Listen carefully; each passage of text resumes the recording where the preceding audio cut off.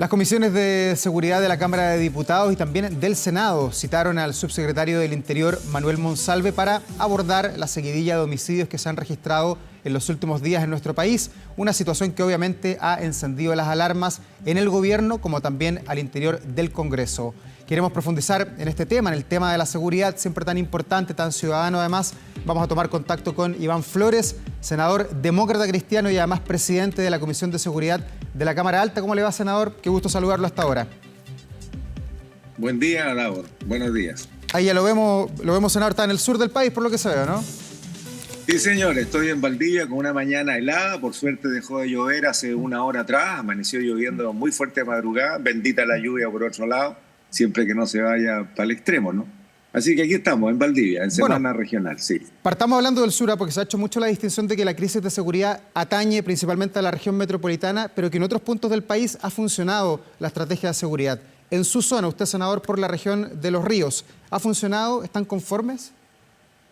Bueno, tenemos dos problemas, Daur, en el sur. Básicamente lo que atañe a la macrozona sur, en donde han habido ataques terroristas, particularmente en la Araucanía, pero también en Biobío y también en la región de Los Ríos, incluso con algunas incursiones en la región de los lagos. Ese es un tema, ¿no? El tema de algunas incursiones terroristas como un germen de algo que comenzaba a pasar y que el estado de excepción ha funcionado bien. En el resto de Chile, y esto lo digo como Comisión de Seguridad del Senado, lo que nos está pasando es una cosa distinta. En donde, claro, hay alguna autoridad como el subsecretario presidente del delito que señala que los homicidios han bajado, sí, pero cuidado, los homicidios de máxima violencia han aumentado. Y lo que hemos vivido con horror estos días es la presencia nítida del crimen organizado actuando casi a plenitud. Y digo casi porque no sabemos cuál va a ser el techo que tenga esta gente. Lo que sí sabemos, y eso lo hemos venido diciendo no ahora, a la luz de estos acontecimientos, lo hemos dicho ya hace casi 2 años, finales del gobierno del presidente Piñera, principios de lo dijimos con mucha preocupación, cuidado con el crimen organizado, porque este no es un problema de un país, ni siquiera de una región continental como puede ser Latinoamérica, es un problema planetario. Lo hemos estado sabiendo de lo que está pasando en la Unión Europea, lo hemos estado sabiendo lo que pasa desde el Sahel africano hacia arriba, sabemos lo que está pasando en Latinoamérica. Y Chile, el país más seguro de América por décadas, tenía un partner, el segundo país más seguro de América, Ecuador. Mira lo que le pasó a Ecuador, con la irrupción del crimen organizado como consecuencia de lo que venía pasando en México, de lo que ha pasado también en otros países, incluyendo Brasil, en donde la mafia brasilera irrumpe con muchísima fuerza y empieza a penetrar a otros países. El crimen organizado es extremadamente complejo. Senador. Y lo que hemos visto estos días es apenas lo que quisieron mostrar como manera de generar temor y para decir, aquí estamos y estamos combatiendo por ganarnos el territorio entre una banda y otra banda. Pero lo que ocurre en el crimen organizado es mucho más grave de ahora.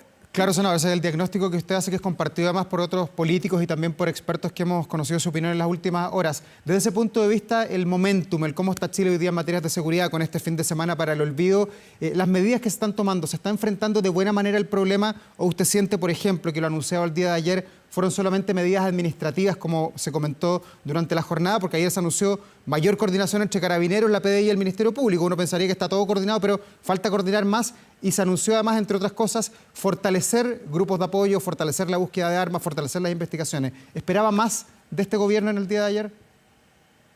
Bueno, lo que usted acaba de decir, Davor, es tan así que cuesta a estas alturas del partido, con todo lo que nos ha venido pasando en los últimos años, que el gobierno llame a coordinarse a las policías. Pero si las policías no son caballos sin dueño, ¿no? Las policías son instituciones subordinadas al poder civil y particularmente al Ministerio del Interior. Se les da una orden y punto, cúmplase y punto.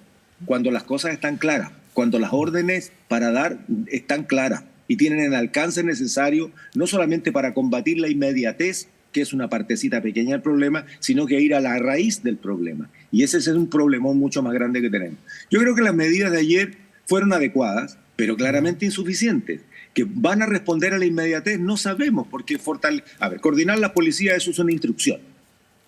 Davor, llevamos 17 o 18 años anunciando de que se va a constituir, mira lo pequeño de la lógica más simple.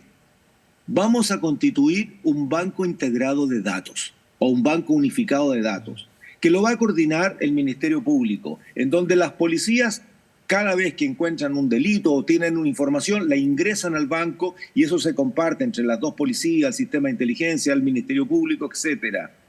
18 años y eso todavía no funciona porque se siguen escondiendo la pelota unos con otros o porque hay incapacidad de tener los recursos necesarios para implementarlo. Esa era una tarea del Ministerio Público. Yo recuerdo perfectamente una conversación que tuvimos con el fiscal Abbott en su momento para ver, bueno, cómo eso se hacía realidad. 18 años para instalar un picante banco unificado de datos que en otros países funciona a la perfección y coordinado absolutamente. Y cada institución tiene obligaciones de ingresar y de manejar con la prudencia necesaria los datos que de ese banco se obtienen.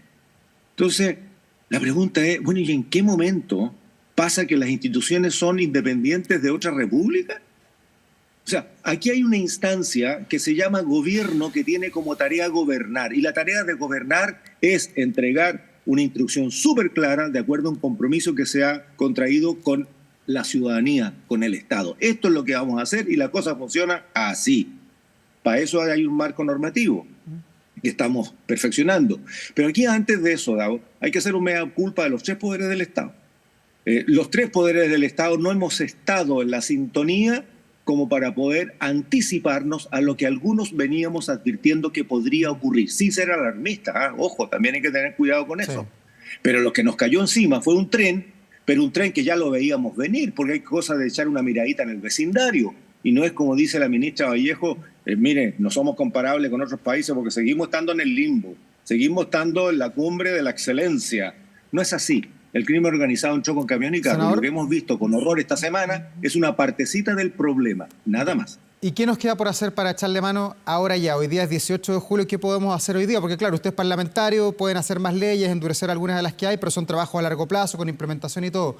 Pero en el día de hoy, usted me decía al comienzo de la entrevista que ha servido el estado de excepción ahí en la macrozona sur, pero lo he escuchado también que usted se opone a, por ejemplo, el estado de sitio en Santiago. ¿Por qué ve esas diferencias para comparar los problemas del territorio? Hagamos un paralelo, Davor, entre los dos estados.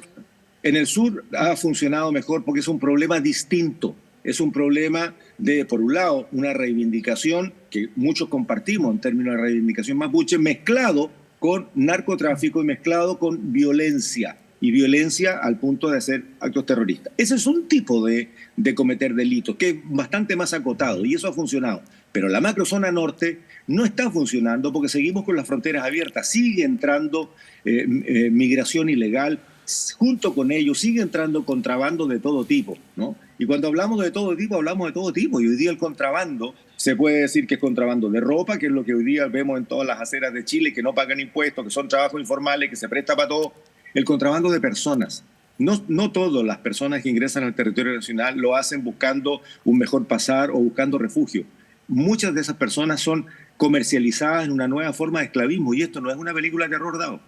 Cuando vemos 4 o 5 personas muertas, acribilladas, masacradas, no estamos pensando en las decenas o tal vez cientos de mujeres y niñas que en este momento están siendo comercializadas en la más vil de las actividades humanas. Comercializar niñas, comercializar órganos, que es uno de los problemas que estamos detectando que está ocurriendo en Latinoamérica y en el mundo, particularmente con el tráfico de niñas y órganos, ¿no? Es una cuestión que genera más allá que pavor, ¿no? Y que debería preocuparnos. Pero también tenemos hoy día en nuestras fronteras abiertas la incapacidad de aduanas porque no tienen la tecnología, porque no le han dado el presupuesto para poder fiscalizar lo que en un país tan abierto como el nuestro, un país que depende de las exportaciones, particularmente mineras y agrícolas, depende de las importaciones de todo tipo de cosas porque hemos venido sustituyendo producción nacional por importaciones, resulta que aduanas solamente es capaz de verificar lo que contienen los contenedores en el 3%. 3%. El 97% de las cargas nadie sabe qué fue lo que entró y qué fue lo que salió.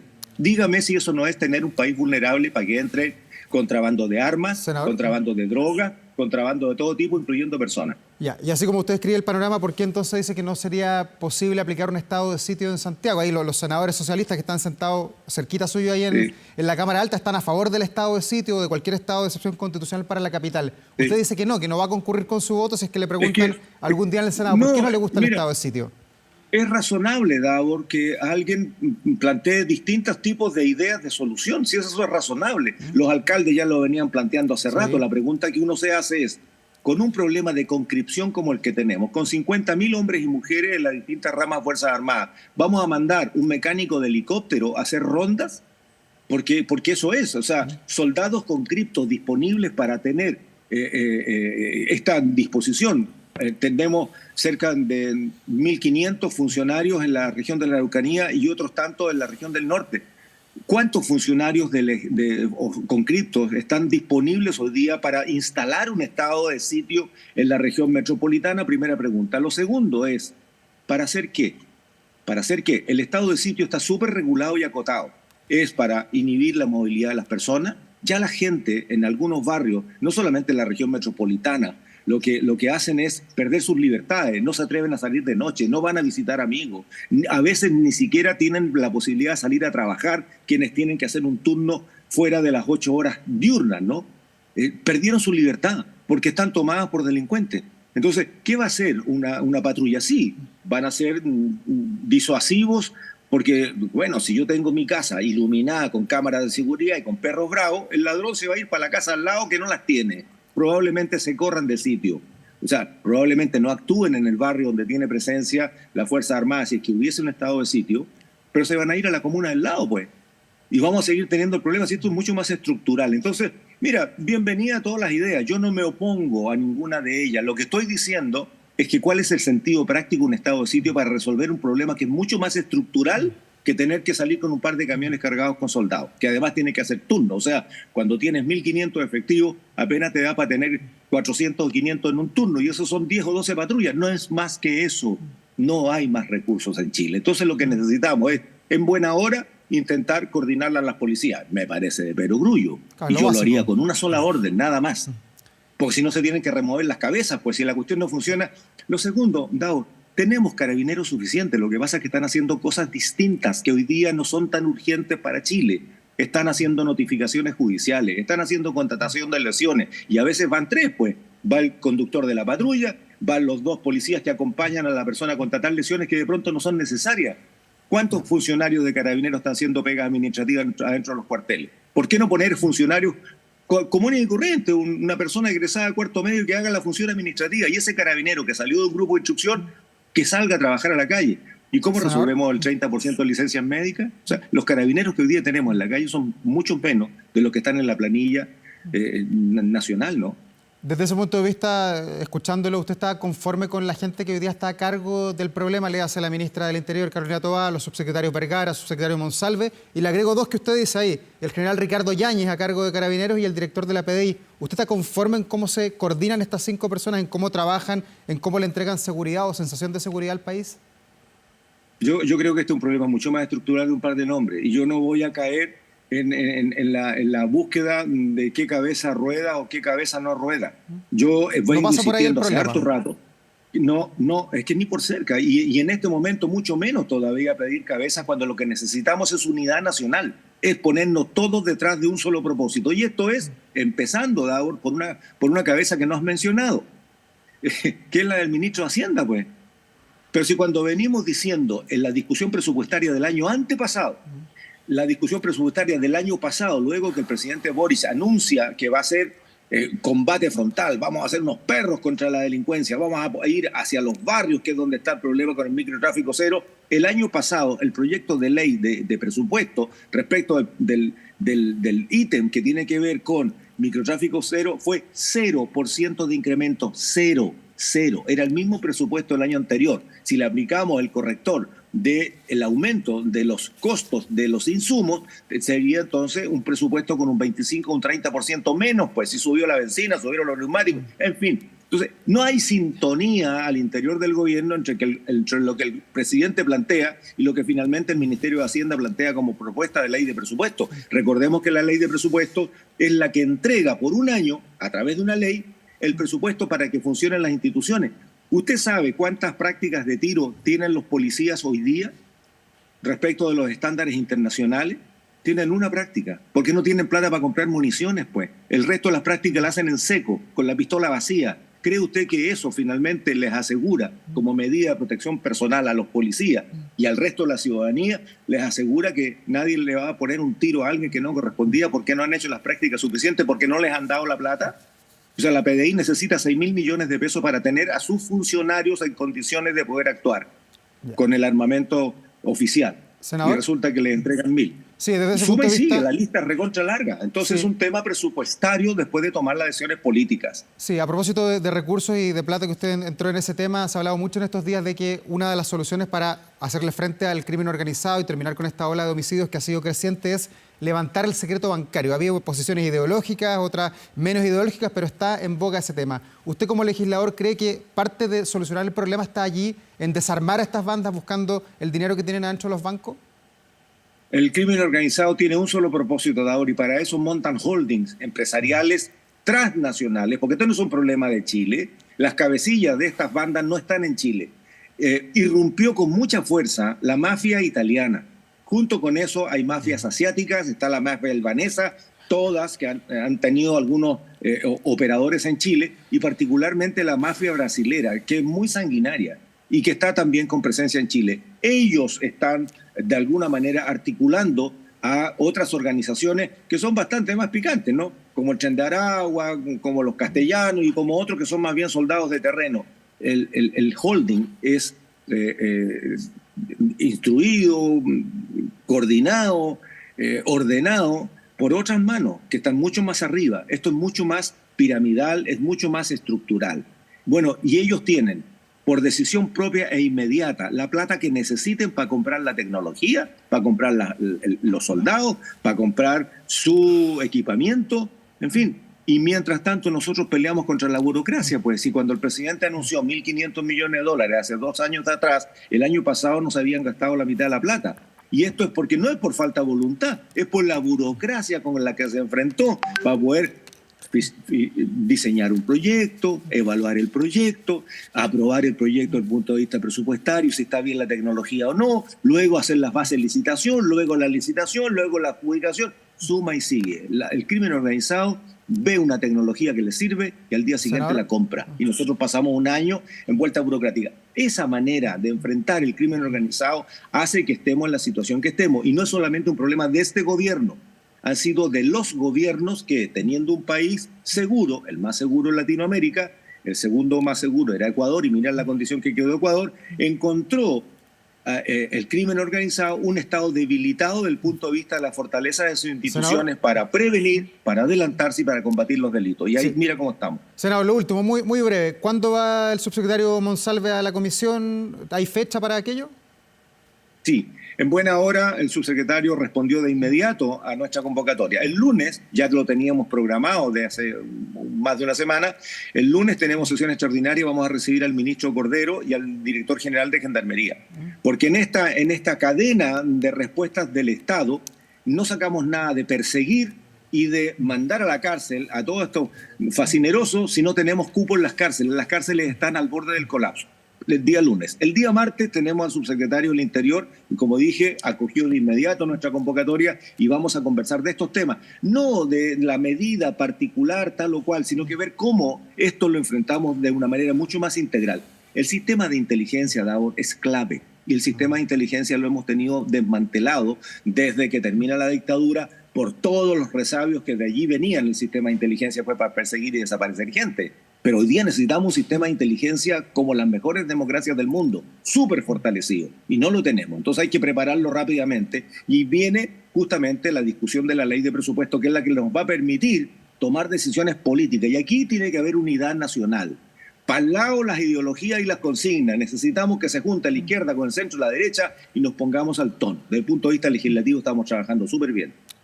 Pero necesitamos también una contraparte en el gobierno. Y una vez que hagamos eso, el Poder Judicial tiene que alinearse, pues no teniendo jueces de garantía, que se hacen los numeritos que se han dado, o algunos fiscales que no van y mandan al subrogante. Entonces necesitamos a los tres poderes subidos en el mismo carro y mirando para el mismo lado con el mismo destino, que es el combate al crimen organizado, Davor. Bueno, senador, quedaremos atentos a ver cómo sigue el debate, también lo que pasa con las próximas medidas que se anunciarán desde La Moneda. Iván Flores, senador de la Democracia Cristiana, muchas gracias por esta conversación. Que esté muy bien, buen día. Gracias a usted, Davor. Ojalá que este día sea mejor realmente. Gracias, hasta luego.